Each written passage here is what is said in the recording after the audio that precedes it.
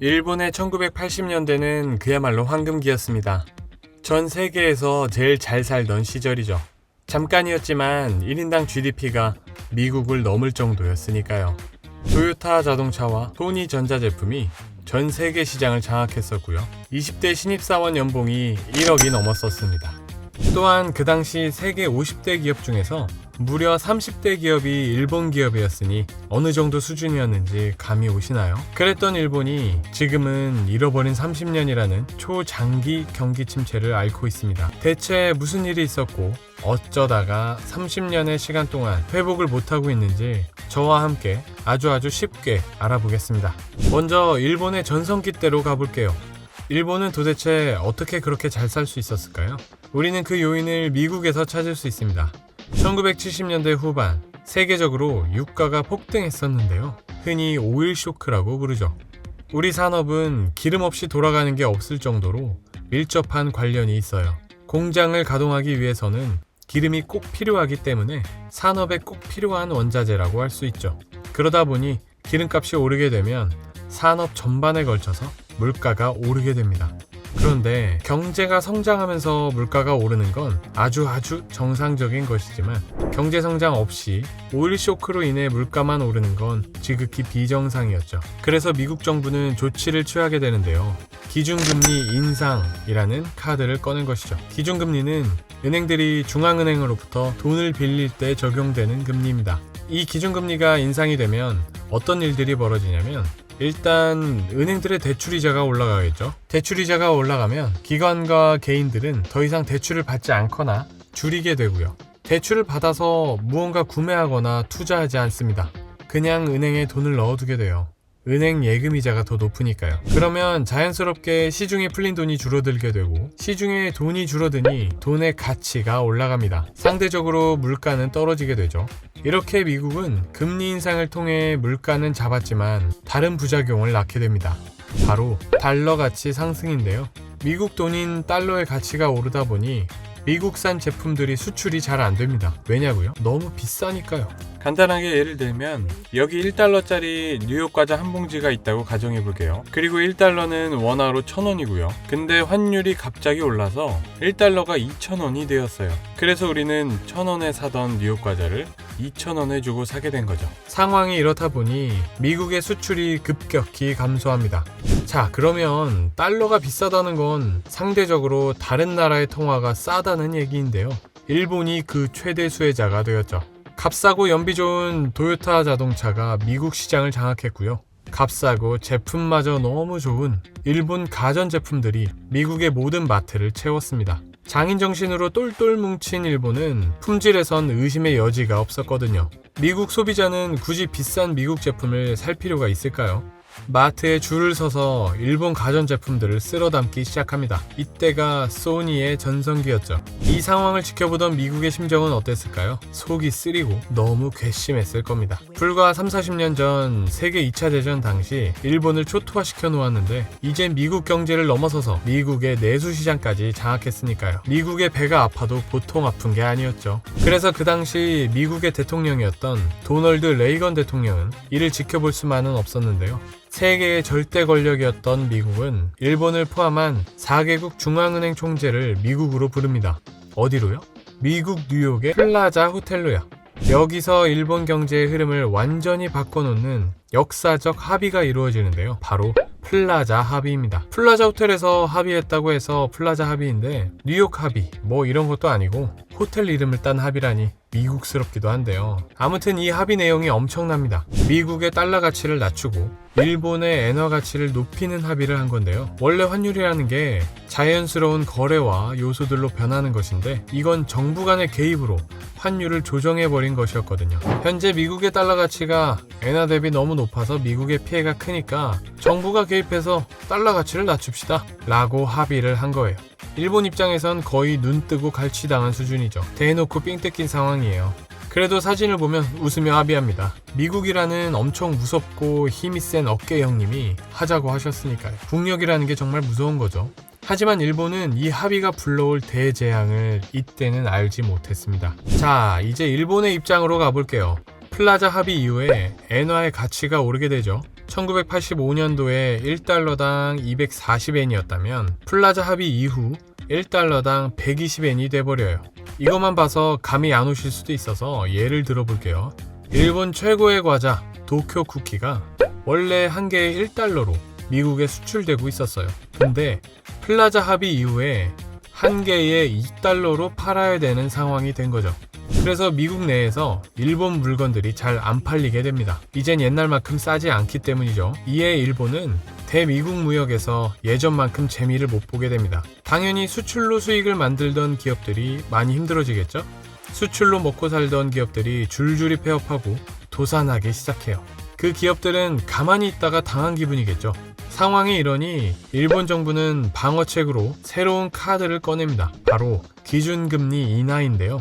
아까 미국은 물가를 잡기 위해 기준금리를 올려서 시중에 풀려있는 자금을 은행에 묶어버리는 역할을 했었다고 말씀드렸었죠. 일본의 기준금리 인하 조치는 그 반대 역할을 합니다. 기준금리가 인하되면 대출금리가 싸기 때문에 기업과 개인들은 돈을 은행에 두지 않죠. 금리가 싼 대출을 받아서 기업에 대한 투자, 채용, 확장, 연구에 사용할 수 있어요. 그리고 이러한 투자로 회사가 커지고 수익이 창출되면 그 돈으로 다시 직원들을 더 뽑고 급여도 올려줄 수 있었습니다. 직원들은 새로 받은 급여와 올라간 월급으로 시장에서 왕성한 소비를 하겠죠? 그 소비는 또다시 기업의 수익으로 전환되고 경제가 선순환 구조를 갖게 됩니다. 자연스럽게 시중이 풀린 돈이 많으니 엔화의 가치는 떨어지게 되고 플라자 합의를 통해 만들어졌던 수출에 대한 문제도 어느 정도 상쇄가 될 수 있고요. 여기까지가 일본이 예상했던 그림이었습니다. 이렇게만 되면 모든 게 걱정할 게 없고 현재 명실상부 일본은 최고 경제대국이 되었겠죠. 하지만 모든 게 그렇듯 예상대로 돌아가지 않았습니다. 금리를 내려서 시중에 돈이 풀리는 것까진 성공을 했는데 돈이 예상 밖으로 움직이고 있었어요. 기업들이 싼 금리로 대출을 받으면 시설에 투자하고 기업의 성장을 위해 돈을 쓰는 게 아니라 주식을 사고 부동산을 사는 거예요. 기업의 성장에 돈 쓰기보다 투기에 빠진 거죠. 개인도 마찬가지였어요. 모두 빚을 내서 부동산, 주식만 했어요. 그 당시 일본은 어딜 가나 부동산, 주식 얘기였죠. 시장의 돈이 기업들의 매출 증가로 이어지는 것이 아니라 매출 증가 없이 기업들 주식 가격만 오릅니다. 이거 자체가 거품인 거죠. 실질적인 기업의 가치는 그대로인데 주가만 오르니까요. 주식만 문제가 아니죠. 부동산은 더 심각했습니다. 왜 이렇게까지 부동산 거품이 심했냐면 기업이나 개인들이 은행에서 대출을 받아서 부동산을 삽니다. 그리고 샀던 부동산을 담보로 대출을 받아서 또 다른 부동산을 샀거든요. 그렇게 빚에 빚을 내서 부동산을 계속 사버리니 부동산 가격이 오를 수밖에 없게 되는 거죠. 은행들도 기업의 가치나 재무 상황을 보고 대출하는 것이 아니라 담보만 보고 대출을 해준 거예요. 은행들도 이런 부동산 대출을 등에 업고 성장을 하다 보니 세계 상위 10대 기업 중에 일본의 은행만 5개가 들어가 있었어요. 이런 걸 보면 버블이 어느 정도였는지 알 수 있죠. 이렇게 은행 대출을 활용한 부동산 투기 자금은 일본의 집값을 미친 듯이 올려놓습니다. 투기 세력의 자금이 계속 부동산 매수로 들어가니까요. 여기서 잠깐 이런 거품 속에 생겨난 부작용 몇 가지를 짚고 넘어갈게요. 첫째는 혼인율과 출산율의 급락입니다. 집값이 하늘 높은 줄 모르고 오르다 보니 젊은 층이나 서민들은 집을 살 생각조차 할 수가 없었겠죠. 집을 못 사는 청년들은 결혼을 포기하거나 미루게 되고 자연스럽게 출산율 저하로 이어집니다. 둘째는 고령화입니다. 출산율이 급락하다 보니 자연스럽게 일본은 노인 인구의 비중이 높아지게 되었죠. 나라를 이끌어갈 젊은 인재가 적어지게 되었습니다. 나라 입장에선 정말 큰일이겠죠. 셋째는 노동의욕 저하입니다. 일을 하면 뭐합니까? 주식이 저렇게 오르는데 주변 사람들이 다 주식으로 돈 벌고 있는데 자기만 일하고 싶을까요? 일하기 싫죠. 열심히 일하면 뭐합니까? 아무리 일을 해도 집 하나 살 수 없는데 아무리 일을 열심히 해도 돈을 못 벌고 집도 못 사고 결혼도 못하고 가정도 꾸릴 수 없는 거죠. 넷째는 주택의 초소형화입니다. 집값이 하늘 높은 줄 모르고 치솟다 보니 사람들은 아주 작고 저렴한 집들을 선호하기 시작했어요. 그래서 일본의 집들이 점점 작아지고 촘촘해졌죠. 일본에 가셨던 분들은 아시겠지만 큰 집을 찾기가 어려울 정도예요. 다섯 번째는 저축 없는 사치입니다. 집, 결혼, 출산을 포기한 사람들은 돈을 사치와 자기 만족을 위해 쓰기 시작해요. 돈을 모아 여행을 가고요. 모은 돈을 명품을 사는 데 쓰기 시작합니다. 유흥에다가 돈을 펑펑 쓰죠. 돈을 모으는 일보다 지금 행복하게 살자는 거죠. 이렇듯 일본 사회 전반에 걸쳐 실질적인 성장 없는 거품만 엄청 커졌고요. 일본이라는 나라를 성장시키고 발전시키는 요소가 하나도 없는 거죠. 개인, 기업 할 것 없이 모두 돈놀이에만 혈안이 되어 있으니까요. 그제서야 일본 정부가 뒤늦은 깨달음을 얻고 행동에 나섭니다. 큰일 났다. 이러다 망하겠다 싶은 거죠. 이미 나라 경제는 거품이 잔뜩 껴있고 돌이킬 수 없는 상황이 되었는데 말이죠. 그래서 일본 정부는 초긴급 조치를 취합니다. 지금까지 봐왔듯이 이럴 때 정부는 항상 뭘 건드렸었죠? 네, 바로 금리죠. 정부가 쓸 수 있는 가장 막강한 무기입니다. 일본 정부는 일단 금리를 올리고요. 더해서 대출 총량제를 도입해서 부동산 대출을 규제합니다. 대출을 틀어막아서 부동산 가격 상승을 막을 계획이었죠. 그래서 개인과 기업들은 이제 대출을 못 받으니까 더 이상 대출을 받아서 집을 사기가 어려워졌습니다. 이제 부동산이나 주식 투기를 할 수가 없게 된 거예요. 투기 자금이 사라지니까 이제 집을 사겠다는 사람이 없죠. 집값이 폭락을 하기 시작합니다. 더 심각한 건 이 집을 전부 대출받아서 샀다는 거죠. 집을 팔아도 은행 대출을 못 갚는 상황이 돼버렸습니다. 거품이 터지기 시작한 거죠. 이렇게 되니까 부동산으로 부동산을 샀던 사람들은 빚만 잔뜩 더하는 빚부자가 되었고요. 무리해서 내 집 마련을 했던 서민들은 평생 팔리지도 않는 집을 떠안고 대출만 갚으며 살아가게 됐죠. 내실을 다지지 않고 부동산과 주식 투자만 했던 기업들도 연달아 도산했고요. 이러한 기업들과 개인들의 대출을 해줬던 은행들도 줄줄이 파산을 합니다. 상황이 이렇게 되다 보니 예전만큼 돈을 펑펑 쓸 수가 없겠죠. 확실한 소비 패턴의 변화가 옵니다. 명품, 여행, 사치, 취미에 소비를 많이 하던 사람들이 이제는 싸고 경제적인 것들을 더 소비하기 시작했죠. 이때 급부상한 것이 다이소, 아울렛 같은 것들입니다. 이때부터 일본은